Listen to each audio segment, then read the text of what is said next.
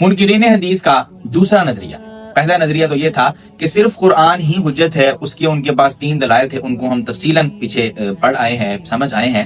تو جن حضرات نے یہ ویڈیو دیکھی ہے تو ان کو چاہیے کہ وہ پچھلی بھی ساری ویڈیوز دیکھیں، انشاءاللہ فائدہ ہوگا۔ اگلا ان کا اعتراض کہ جی قرآن کے علاوہ کسی چیز کو حجت ماننا شرک ہے، قرآن کے علاوہ کسی کو اصول سمجھنا وہ شرک میں آتا ہے، قرآن میں آتا ہے وَلَا يُشْرِكْ بِرَبِّهِ أَحَدًا، کہ رب کے ساتھ کسی کو بھی شریک نہیں کرو، تو آپ لوگ حضور اکرم صلی اللہ علیہ وسلم کو رب کے ساتھ شریک کرتے ہیں۔ تو دیکھیں یہ کوئی ایسا اعتراض نہیں ہے کہ جس کا جواب ڈھونڈنے کے لیے ہمیں کوئی بہت مشکل پیش آئے۔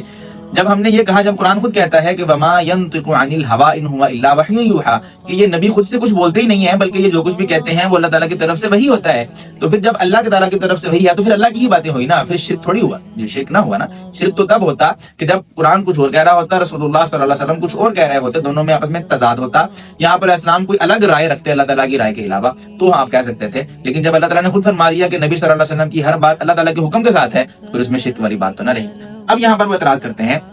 کہ اگر حضور اکرم صلی اللہ علیہ وآلہ وسلم کی ہر بات صحیح تھی اور اللہ تعالیٰ کے حکم کے مطابق تھی، وہی تھی، تو پھر اس میں غلطی تو ہونی ہی نہیں چاہیے۔ جبکہ ہم دیکھتے ہیں کہ رسول اللہ صلی اللہ علیہ وسلم کی زندگی میں بعض مواقع ایسے آئے ہیں کہ جہاں حضور اکرم صلی اللہ علیہ وسلم سے رائے میں جو ہے وہ غلطی ہوئی ہے۔ مثلا تعبیر نخل کا واقعہ کہ حضور اکرم صلی اللہ علیہ وآلہ وسلم مدینہ منورہ تشریف لائے ہیں، تو وہاں پر آپ نے کسانوں کو دیکھا، لوگوں کو دیکھا کہ وہ جو نر کھجور تھے ان کے کچھ اجزاء مادہ کھجوروں کے اوپر ڈالتے، جس کو پولینیشن کہا جاتا ہے۔ تو حضور اکرم صلی اللہ علیہ وآلہ وسلم نے ان سے پوچھا کہ آپ یہ کیا کرتے ہو؟ انہوں نے بتایا یا رسول اللہ اس سے ہماری فصل اچھی ہوتی ہے۔ تو آپ علیہ السلام نے فرمایا اگر تم ایسا نہ کرو تو شاید بہتر ہو۔ اب لوگوں نے نہیں کیا اور اگلے سال اس میں جو ہے وہ فصل میں کمی آ گئی، پھر یا رسول اللہ فصل تو بہت کم ہوئی ہے۔ تو آپ علیہ السلام نے فرمایا کہ اچھی طرح جان لو کہ اگر میں تمہیں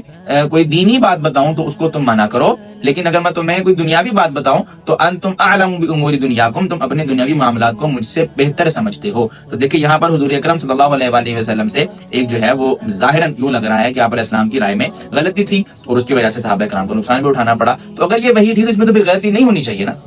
تو جواب اس کا اس حدیث کے اندر ہی موجود ہے کہ انتم اعلم بامور دنیاکم۔ رسول اللہ صلی اللہ علیہ وسلم کی 2 حیثیتیں ہیں، ایک بحیثیت رسول کی اور ایک بحیثیت انسان کی۔ آپ علیہ السلام جو بات بحیثیت رسول بتاتے ہیں، دین کا حصہ بنا کر بتاتے ہیں، اس میں غلطی نہیں ہے، وما ينطق عن الهوى ان هو الا وحی یوحى، اور اگر اس میں بالفرض کبھی کوئی غلطی ہوتی بھی ہے تو اللہ تعالیٰ کی طرف سے تنبیہ آ جاتی ہے۔ لیکن دوسری جو نظریہ جو آپ علیہ السلام کا ایک رخ ہے کہ آپ علیہ السلام بحیثیت انسان اور عام دنیاوی معاملات میں، تو اس میں ایک انسان ہونے کے ناطے اختلاف اور غلطی کا امکان موجود ہے، اور اس میں جو ہے وہ آپ علیہ السلام بھی دوسرے انسانوں کی طرح غلطی ہو سکتی ہے۔ آپ علیہ السلام نے خود ہی وضاحت فرما دی کہ انتم اعلم بامور دنیاکم۔